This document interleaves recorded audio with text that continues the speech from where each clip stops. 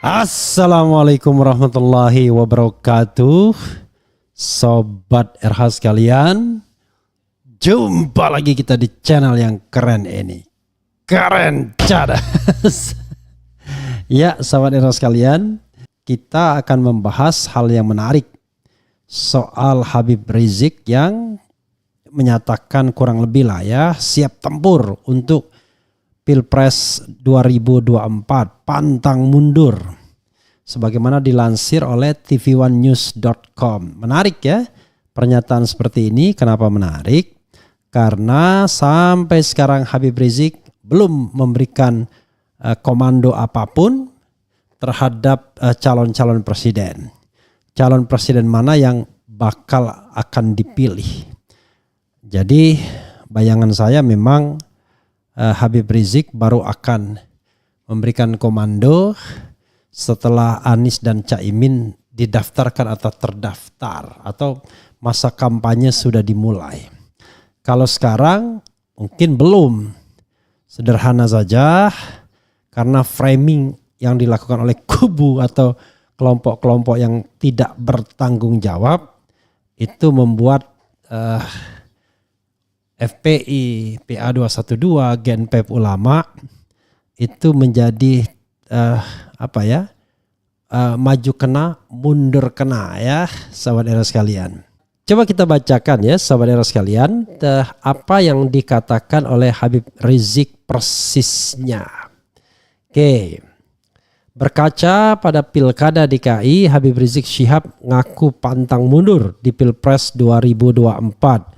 Lu pikir pangkat yang bisa bikin menang ya? Nah, dia juga menyinggung soal kekuatan finansial calon. Mantan pemimpin Front Pembela Islam FPI Habib Rizik Syihab di depan jemaahnya menyinggung soal calon presiden dalam Pilpres 2024. Termasuk juga saudara ke depan dalam memilih pemimpin, jangan berkecil hati, ada yang lapor. Habib, bagaimana nih? Ada calon presiden gak suka Islam tapi duitnya banyak. Sokongannya banyak, kekuatannya besar, ucapnya yang dilansir YouTube Kolbu Aswaja. Habib Rizik Syihab menyatakan tegas di hadapan para jemaahnya bahwa tidak usah takut untuk calon presiden seperti demikian. Gak usah takut, besaran kekuatannya yang dia punya di sisi Allah kecil saudara, ujarnya. Kemudian Habib Rizik mengaku dapat pertanyaan kembali dari jemaahnya terkait salah satu calon presiden dukungannya. Oke. Habib, bagaimana nih kalau besok kita nggak punya duit? Kira-kira bisa nggak kita menangkan calon presiden kita? Ucapnya menirukan pertanyaan jemaahnya. Luar biasa ya. Menjawab hal itu, Habib tak merasa khawatir karena memiliki backing yang maha kuasa. Allah Subhanahu wa Ta'ala. Luar biasa. Saudara, kita punya backing yang maha kaya, betul? Ungkapnya. Ini para penjahat-penjahat yang memeras rakyat, mereka punya dukungan backingnya cuma oligarki busuk. Sedangkan backing kita siapa? Allah. Siapa yang maha kaya? Allah, ujarnya dalam ceramahnya. Habib Rizik pun menyinggung kalau memiliki pengalaman dalam Pilkada DKI 2017. Diketahui pada saat itu Rizik mendukung Anies Baswedan dan mengalahkan calon petahana Basuki Cahayapurnama atau Ahok. Sejak saat itu kedekatan keduanya terjalin baik. Bahkan Anies Baswedan dan Caimin hadir sebagai saksi di pernikahan putri Habib Rizik Syihab beberapa waktu lalu ya. Jangan takut, kan kita punya pengalaman kemarin di DKI. Di DKI ingat enggak tahun 2017? Ingat enggak calon yang seberang sana banyak pendukungnya? Banyak enggak duitnya tuturnya? Duitnya pada kemana? Pangkatnya pada kemana? Lu pikir pangkat yang bisa bikin menang? Jangan takut saudara, imbuhnya. Kita punya sebentar lagi untuk mengganti pemerintahan ini. Kalau pemerintah benar kita lanjutin, kalau pemerintah nggak benar lanjut apa ganti, ungkapnya. Para jemaah kompak teriak ganti. Habib Rizik mengatakan kalau bukan sekedar ganti tapi wajib diperbaiki. Jangan sampai nanti serigala diganti sama macan, macan diganti sama buaya, ya sama tuturnya. Kita cari pemimpin yang baik, yang beriman dan bertakwa. Maka dari itu saya bertanya pada semua, siap bersatu? Siap cari pemimpin yang baik, siap pilih pemimpin yang baik, teriaknya. Kemudian Habib menyatakan kalau para jamaah sudah sepakat dirinya meyakini bahwa pemimpin yang diinginkan oleh umat akan hadir. Pemimpin yang diingatkan umat saudara, selama umat bersatu ikhlas karena Allah, Allah akan menangkan kita tuturnya. Gak usah peduli dengan banyaknya duit mereka, gak usah peduli dengan besarnya kekuatan mereka. Kita punya yang maha kaya, kita punya yang maha kuat, kita punya yang maha perkasa. Siapa? Allah ucapnya. Meski begitu, pihak Habib Rizik Syihab belum menentukan atau mengumumkan siapa calon presiden dukungannya. Dukungan masih akan ditentukan melalui musyawarah dari para ulama melalui ijtima ulama. Dan ijtima ulama biasanya bergantung pada sinyal dari Habib Rizik juga, karena memang dia ulama yang diikuti ya. Ya, sahabat sekalian, itu tadi pernyataan dari Habib Rizik Syihab. Ada dua hal yang perlu digarisbawahi ya, yaitu kelompok Habib Rizik, FPI Front Persaudaraan Islam, kemudian PA212 Persaudaraan Alumni 212, kemudian GNPF Ulama yaitu Gerakan Nasional Pembela Fatwa Ulama, itu tidak akan absen dalam Pilpres 2024. Mereka akan aktif mendukung dan menyokong calon presiden yang akan mereka sepakati. Nah, kedua ini yaitu sebentar lagi akan ada ijtima ulama.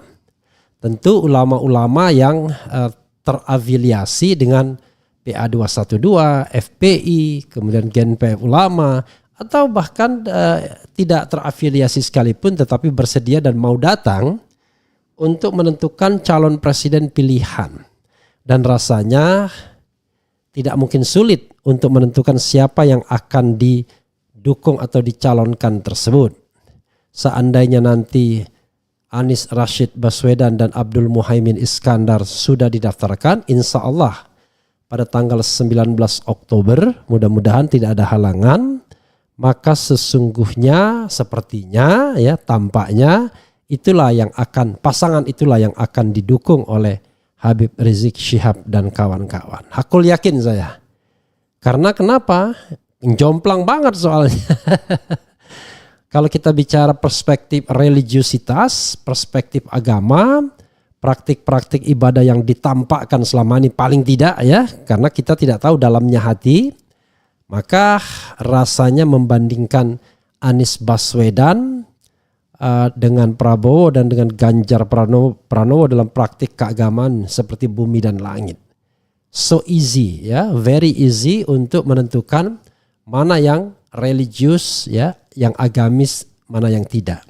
Karena seperti yang saya katakan, saya mendambakan kita membentuk masyarakat yang religius, a religious society. Saya yakin ya, masyarakat religius itu akan menyelesaikan banyak persoalan bangsa ini. Karena kalau warga negara patuh dan taat pada perintah agamanya masing-masing, whatever the religion, maka saya menganggap bahwa 75 persoalan bangsa ini akan selesai. Sisanya tinggal manajemen perbaikan dan lain sebagainya. Karena dalam religious society, ya orang tidak mau memakan hak orang lain. Orang tidak mau serakah, orang pasti mau berbagi. Tidak ingin membiarkan fakir miskin dan anak-anak terlantar di jalanan dan lain sebagainya. Dan bagaimanapun, sampai kapanpun, peran ulama sangat dibutuhkan untuk memberikan guidance dalam kita memilih pemimpin, termasuk tentunya komando guidance dari seorang Habib Rizik Syihab. Orang benar ya, orang lurus, berani mengatakan yang benar dan benar, yang salah dan yang salah, tetapi sering dipersekusi, bahkan mengalami kekerasan opini, kekerasan pendapat dalam banyak kesempatan oleh tokoh-tokoh, kelompok-kelompok yang dekat dengan pemerintahan hari ini. Padahal you name it, kapan kelompok ini mencuri misalnya, kapan kelompok ini korupsi misalnya. Kalau di masa lalu sering melakukan kekerasan, yakinlah bahwa kekerasan tersebut terkait dengan tempat-tempat maksiat. Tidak bisa dibenarkan juga tentunya, karena itu adalah peran penegak hukum. Tapi kita tahu kalau penegak hukumnya tidak bekerja, bahkan menjadi backing tempat-tempat seperti itu, bagaimana negara kemudian mau berjalan secara baik? Ya kan? Sementara di sisi lain ada kelompok-kelompok keagamaan yang mempersekusi ulama yang kritis dengan pemerintahan. Mau ceramah dipersekusi karena dianggap mengganggu dan lain sebagainya. Ustadz Somad, kemudian Ustadz Alfian Tanjung, macam-macam lah. Sering sekali dipersekusi misalnya kalau ingin menyampaikan ceramah. Yang mempersekusi kelompok Islam juga. Ternyata ujung-ujungnya karena beda orientasi politik saja, bukan karena akidah. Dan yang lebih hina lagi adalah hanya soal kepentingan finansial saja. Sahabat era sekalian, itu saja ya. Terima kasih ya. Wassalamualaikum warahmatullahi wabarakatuh. Cia.